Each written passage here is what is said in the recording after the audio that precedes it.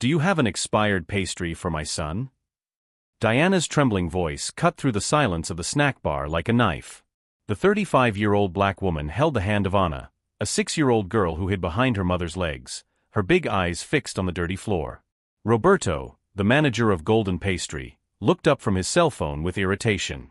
His expression changed instantly when he saw who had spoken, from barely concealed contempt to a cruel smile that didn't reach his eyes. "Excuse me, what's that?" "It's her birthday today," Diana whispered, pointing to Anna. "I just wanted to know if you had anything you were going to throw away anyway. It doesn't have to be fresh, anything will do." The man sitting at the corner table stopped chewing his sandwich. Gabriel Williams, 48, was dressed simply, faded jeans and a plain cotton shirt. Nothing about him screamed that he was the owner of one of the largest restaurant chains on the East Coast.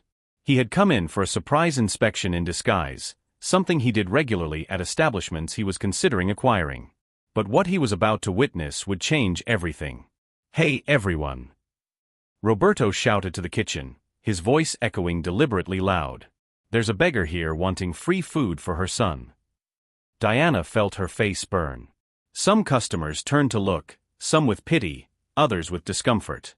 Anna began to cry softly, holding tighter to the hem of her mother's worn dress. "Please, sir," Diana maintained her dignity despite the tears threatening to fall. "I'm not asking for anything that costs money. Just something you would throw away." Roberto leaned over the counter, his malicious smile widening. "You know what the problem is with people like you? You always have an excuse, you always have a sad story. It's my birthday, I haven't eaten in days, my dog is sick." "I've heard them all." Gabriel slowly put down his sandwich. His eyes, which had built an empire by assessing people and situations in seconds, caught something that others didn't notice. Diana wasn't just begging. There was something in her posture, in the way her shoulders remained straight despite the humiliation, that suggested a much more complex story. "Look, honey," Roberto continued, savoring each word, "this is a serious establishment. We don't feed bums. If you want something for your son, get a job and pay like normal people." That's when Anna spoke, her little voice breaking the heart of anyone with a soul. "Mommy, let's go. I'm not hungry anyway." Diana closed her eyes for a second, taking a deep breath. When she opened them, there was a dangerous determination shining in them, the kind of look that smart people recognize as a warning. Gabriel watched, fascinated, as Diana bent down, kissed Anna on the forehead, and whispered something in the girl's ear. Then she stood up, looked Roberto straight in the eye, and said with frightening calm, "You're right. People like me always have a story." And then they left, Diana holding Anna by the hand, her back straight like a queen leaving her throne. Roberto laughed loudly, clapping his hands sarcastically, but Gabriel noticed that some people in the cafeteria seemed uncomfortable with the scene. What Roberto couldn't imagine was that Diana had memorized every detail of that place. The broken security cameras, the expired health certificate hanging behind the counter, and most importantly, his full name embroidered on his uniform. If this story of humiliation and overcoming adversity is moving you, don't forget to subscribe to the channel, because what Diana would do next would prove that the most vulnerable are not always the most defenseless. As they walked down the street, Anna looked back and saw something strange. The man at the corner table had gotten up and was following them from a distance. Diana noticed it too, but instead of fear, an almost imperceptible smile touched her lips. Some secrets, she knew, were more powerful when kept at the right moment. Diana and Anna walked 3 blocks in silence before stopping at a small, abandoned square. The girl sat on a broken bench, swinging her little legs that didn't reach the ground. "Mommy, why was that man so mean?" Diana knelt in front of her daughter, her eyes still shining with that dangerous determination. "Because some people believe they can treat others like trash and get away with it." She took an old cell phone out of her pocket. It wasn't a modern smartphone, but it worked. "But you know what those people don't know, sweetheart?" "What?" "That Mommy used to be a lawyer. And lawyers never forget to document everything." While Diana comforted Anna, Gabriel had discreetly left the snack bar and followed them, keeping a respectful distance. His business experience had taught him that the best opportunities often came disguised as seemingly simple problems. And there was something about Diana that piqued his professional curiosity. Back at Golden Pastry, Roberto couldn't stop laughing at the situation. He picked up his cell phone and sent a message to the employees' WhatsApp group. "Guys, you missed the fun today. A beggar came here wanting free food for her son. I told her a few home truths. The replies came quickly. Ha ha ha, these bums have no shame, well done. You have to speak up. I bet she made up that it was the child's birthday. Roberto screenshotted the messages and sent them to his girlfriend, Carla, with the caption, "Look how I deal with these situations at work." What Roberto didn't know was that Diana had returned and was standing across the street, watching every move through the window. She discreetly took photos of the establishment, noted the hours of operation, and identified how many employees were on site. Her years as a labor lawyer had taught her that every detail matters when building a case. Gabriel, strategically positioned near a newsstand, watched both Diana and the snack bar. When he saw that she was methodically documenting everything, he smiled to himself. "She's definitely not your average victim," he muttered. Diana took out her cell phone and made a call. "Hi, Lucas. It's Diana. Yes, I know it's been a while. Listen, remember that favor you said you owed me? Well, the time has come. No, it's nothing illegal. I just need you to use your contacts in investigative journalism." Gabriel watched Diana talk for 15 minutes, always keeping Anna close by. The girl seemed accustomed to her mother making important calls, another clue that there was much more to this story. When Diana hung up, she returned to the snack bar. Roberto saw her through the window and made a point of laughing loudly, pointing at her so that the other employees would see. Diana entered calmly and went straight to the counter. "I forgot to ask," she said with a polite smile that didn't reach her eyes. "Do you have an up-to-date health certificate? I ask because I intend to make a formal complaint to the Health Surveillance Agency about the hygiene conditions I observed here." Roberto stopped laughing. "What do you mean?" "I would also like to know if your employees receive training on customer service and consumer rights. Because publicly humiliating people can be considered moral damage." Diana took a small notebook out of her pocket. "Oh, and what is the full name of the owner of this establishment? For the official documents." Roberto's face changed completely. "Look here, you can't come here making threats." "I'm not making threats," Diana interrupted, her voice maintaining a professional tone. "I'm exercising my rights as a consumer. Rights that, incidentally, are protected by law." She pointed to a faded poster on the wall. "I see that you also do not comply with the requirement to clearly display product prices." Roberto swallowed hard. Suddenly, that beggar was talking like a lawyer. "Oh, and Roberto," Diana said, reading the name embroidered on his uniform, "I suggest you be more careful with your social media. Especially when you post about how you treat customers." She smiled coldly. The internet never forgets. Gabriel, who had entered right behind Diana and was pretending to choose sandwiches from the shelf, had to struggle not to smile. The woman was brilliant. In 5 minutes, she had turned Roberto from predator to prey. Diana left the snack bar, leaving Roberto pale and confused. He immediately grabbed his cell phone and began deleting the messages he had sent, but it was too late. Diana already had everything documented. Outside, Gabriel approached cautiously. "Excuse me," he called. Diana turned, instinctively placing herself between him and Anna. "I was in the snack bar and I must say I was impressed with the way you handled the situation." Diana studied the man carefully. Simple clothes, but confident posture. Intelligent eyes. "And you are?" "Gabriel. Gabriel Williams." He extended his hand. "And I get the impression that you're not exactly who you seem to be." Diana shook his hand, maintaining a firm grip. "Attorney Diana Santos. Nice to meet you, Gabriel." She looked at Anna, then back at him. "And you're right. I'm not who I seem to be." Gabriel smiled. "Neither am I." As the two greeted each other politely on that sidewalk, neither revealed the whole truth about who they really were. Gabriel didn't mention that he owned one of the largest restaurant chains on the East Coast.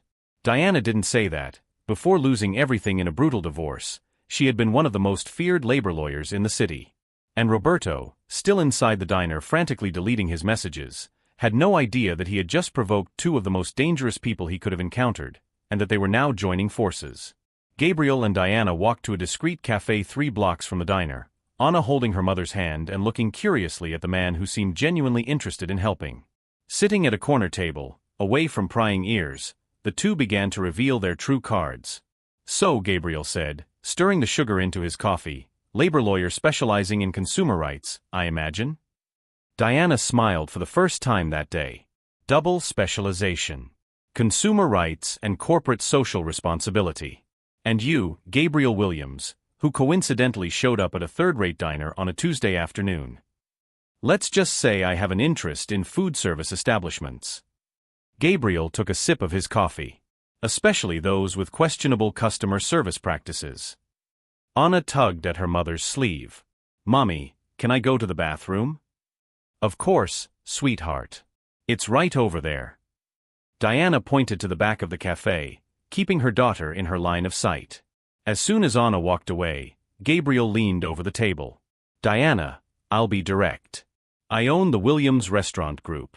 You may have heard of it, 847 establishments on the East Coast, annual revenue of $2.8 billion. Diana almost choked on her coffee. "You're kidding." "I'm considering acquiring Golden Pastry and 6 other establishments in the area. But after what I saw today," he shook his head. "Let's just say my plans have changed completely." "And what does that have to do with me?" Gabriel smiled. "Because Diana Santos, former partner at Santos & Associates, yes, I did my quick research while you were comforting Anna, you're not just a victim seeking justice. You're a precision weapon that someone has seriously underestimated."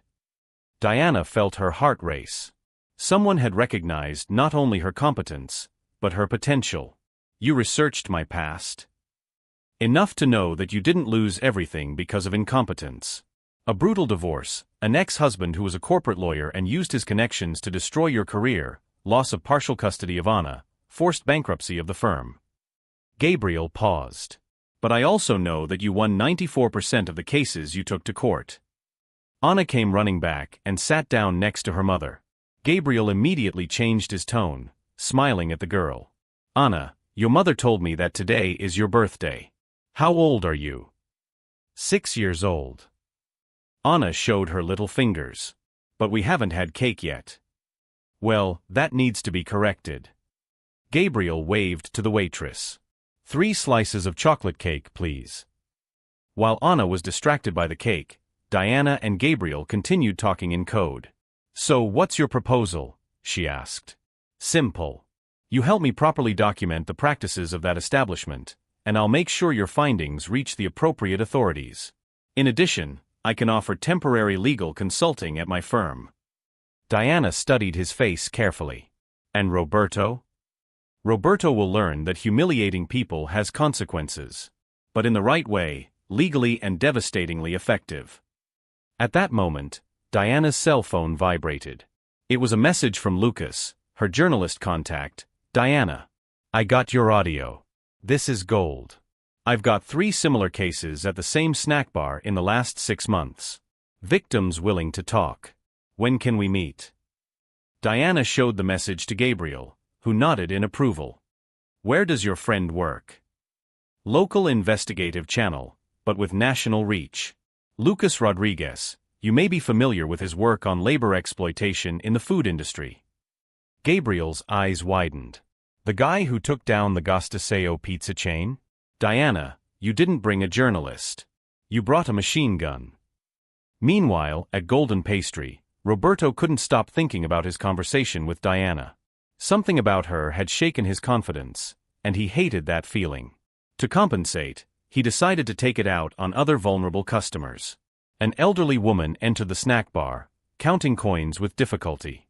"Young man, how much is that bread roll over there?" 4.50 Brazilian reals, Roberto replied curtly. The woman counted her coins again. "I only have 3.80 Brazilian reals. Will you accept that? It's all I have to eat today." Roberto laughed loudly. "Look, Grandma, this isn't a charity. If you don't have money, you can't buy anything. It's that simple."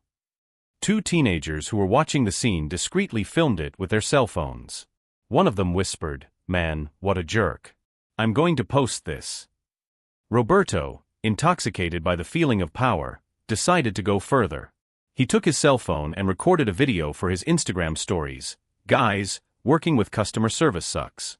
Every day people show up asking for discounts, wanting free food, always with a sad story. Just today I had to kick out a beggar who wanted expired pastries for her son. People need to learn that life isn't easy for anyone. The video had 127 views in less than an hour, with several friends liking and commenting on things like "Go for it, bro," and "You have to be firm." What Roberto didn't know was that one of the teenagers who filmed the woman's humiliation had sent the video to several WhatsApp groups with the caption, "Look at the kind of people who work at Golden Pastry. Humiliating the elderly for 0.70 Brazilian reals." Back at the cafe, Diana received a call. "Lucas?" That was fast.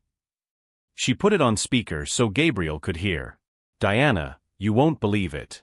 In 2 hours, I got 4 different victims from the same snack bar, 3 videos of outraged customers, and brace yourself, the manager himself posted a video on social media bragging about kicking you guys out." Gabriel smiled grimly. "He's building our case himself." "There's more," Lucas continued. "One of the victims is Dona Marta, the lady he humiliated this afternoon. She is 73 years old, a widow, survives on a pension of 1,200 Brazilian reals, and was completely humiliated because she wanted to buy a loaf of bread costing 4.50 Brazilian reals with 3.80 Brazilian reals." Diana felt her indignation grow. "Gabriel, this isn't just about me and Anna anymore. It's a pattern." "Exactly. And patterns are much easier to prosecute than isolated incidents." Gabriel took a card out of his pocket. "Diana, I would officially like to hire you as legal counsel for the Williams Restaurant Group to investigate discriminatory practices in the local food industry." Diana looked at the card, then at Anna, who was finishing the cake with a huge smile on her face. For the first time in months, she felt like she wasn't fighting alone. "I accept," she said, shaking Gabriel's hand. "But on one condition." "What is it?" "When we're done with Roberto, he'll understand that humiliation is a two-way street." Gabriel smiled. "Diana, something tells me you're going to turn this revenge into a masterclass in justice." That night, Diana put Anna to bed in her small rented apartment and called Lucas again. "I need you to do one more thing. I want you to investigate Golden Pastry's labor history. Complaints, lawsuits, anything." "I'm already on it." "Diana, there's something else. I found out that the company that controls Golden Pastry is undergoing a tax audit. If we can prove a pattern of discrimination, it could affect much more than just one arrogant manager." Diana smiled in the dark. Roberto had no idea that every act of cruelty was being carefully documented, every gesture of arrogance was being turned into evidence.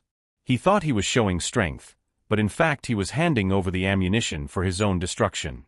And the most ironic thing of all was that while Roberto slept peacefully, thinking he had put another beggar in her place, 3 of the most competent professionals in town were working to turn his arrogance into his greatest weakness.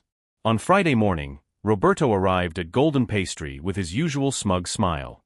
3 days had passed since the incident with the beggar, as he told his friends, and he was feeling particularly powerful. What he didn't know was that Diana, Gabriel, and Lucas had spent those 72 hours meticulously plotting his downfall. "Good morning, Roberto," greeted Carla, the morning employee, but there was something strange in her voice. Nervousness. "What's with the long face?" Roberto frowned. "Did something happen?" Carla pointed to her cell phone. "Have you seen social media today?" Roberto grabbed his phone and opened Instagram. His account had 47 new notifications, all angry comments on his latest post. "What the hell is this?" he muttered, starting to read.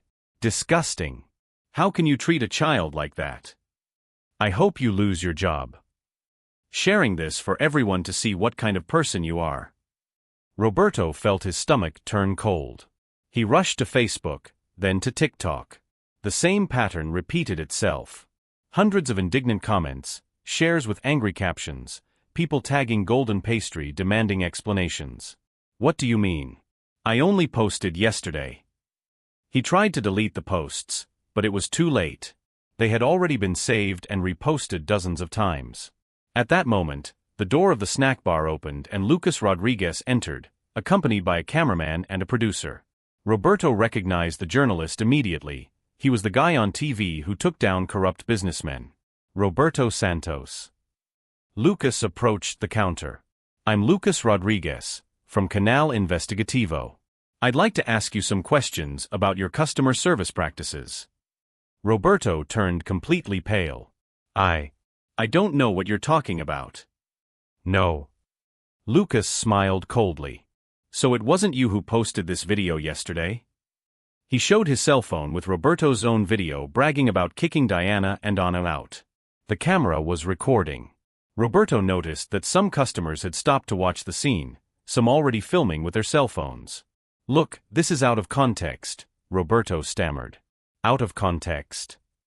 Lucas raised his eyebrows. Then help me put it in context.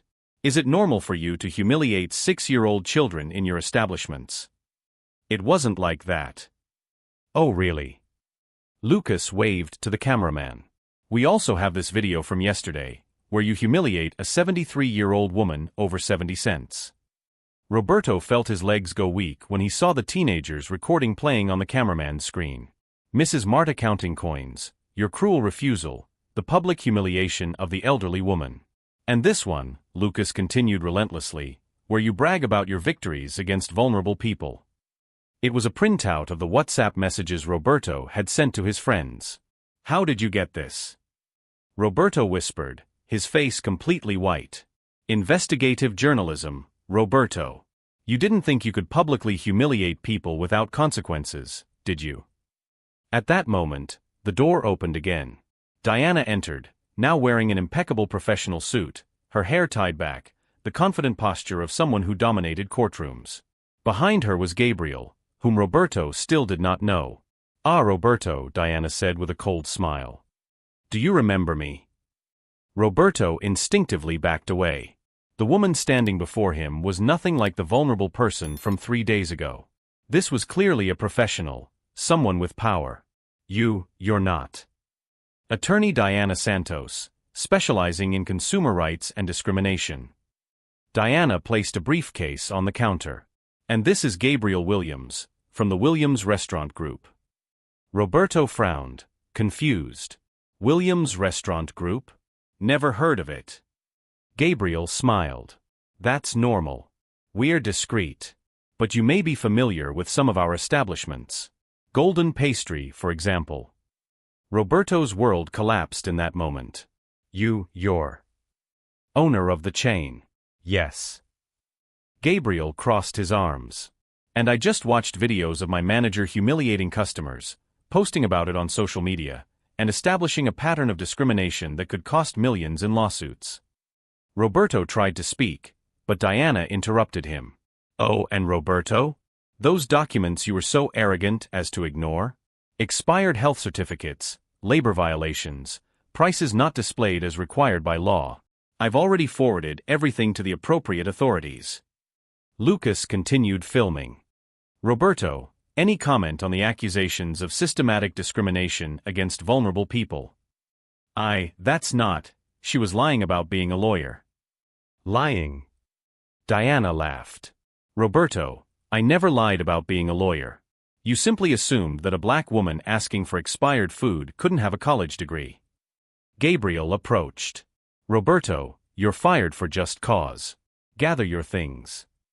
You can't do that. I've been working here for 5 years. I can and I am. Discrimination, humiliation of customers, exposure of the company on social media, violation of multiple internal policies. Gabriel handed him a letter. It's all documented here. Roberto opened the letter with trembling hands. It was his official dismissal, with copies to the union, the Ministry of Labor, and the Labor Records Office. And Roberto, Diana added, since you publicly humiliated a child, I am also filing a lawsuit for moral damages. You have 2 weeks to respond in court. This is persecution. No, Gabriel corrected. This is a consequence. You believed you could treat people like trash without repercussions. You were wrong. Lucas turned to the camera. So there you have it, folks. Another case of how prejudice can destroy a career in a matter of minutes. Roberto Santos, former manager of Golden Pastry, discovered today that humiliating vulnerable people comes at a high price. Roberto took his personal belongings from the locker, his hands shaking. In 3 days, he had lost his job, his reputation, and now faced legal action. All because he underestimated two people based on appearances. When he left the snack bar for the last time, Diana was training Carla on the new customer service policies. Gabriel supervised the installation of a banner, "Discrimination-free establishment, everyone is welcome." Outside, Roberto saw a line of people waiting to enter. The controversy had brought a wave of supportive customers, curious to see the place where justice was done. Inside, Anna played quietly at a small table while Diana and Gabriel discussed how to implement a permanent food donation program. Roberto looked back one last time and realized a bitter truth. While trying to humiliate others to feel superior, he had built his own ruin. And the most ironic thing was that the same people he had despised were now thriving, while he walked home unemployed, sued, and publicly humiliated. Sometimes the best revenge doesn't need to be planned. It just happens when you give the right people the tools they need to show exactly who you really are. 6 months later, Diana was in her new office at the Williams Restaurant Group, coordinating a national program to combat discrimination in food establishments. Her story had gone viral, inspiring dozens of other victims to report similar practices. Anna, now 7, attended a private school and took piano lessons on Saturdays, a luxury Diana never imagined she could afford.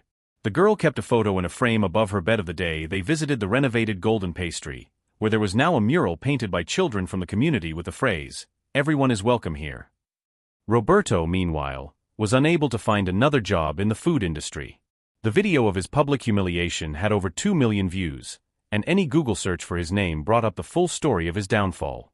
Divorced, unemployed, and living with his mother at age 34, he finally understood the true weight of his actions.